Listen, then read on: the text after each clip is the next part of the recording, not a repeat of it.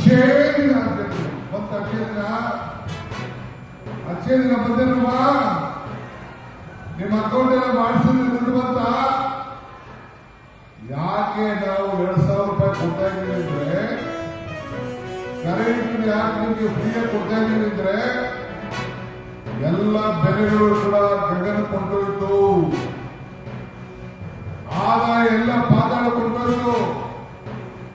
ನೀವು ಬದುಕಬೇಕು, ಜೀವನ ಚೆನ್ನಾಗಿ ಸಾಧನೆ ಮಾಡಬೇಕು, ನಿಮ್ಮ ಮಕ್ಕಳ ವಿದ್ಯಾಭ್ಯಾಸ ಚೆನ್ನಾಗಿ ಆಗಬೇಕು. ಈಗ ತಾನೇ ಶ್ರೀನಿವಾಸ್ ಅವರು ಹೇಳಿದ್ರು, ನಮ್ಗೊಂದು ಸ್ವಲ್ಪ ಸ್ಕೂಲ್ ಮಾಡಿಸ್ಕೊಟ್ಬಿಡಿ, ಹಾಸ್ಪಿಟಲ್ ಮಾಡಿಸ್ಕೊಟ್ಬಿಡಿ ಅಂತ.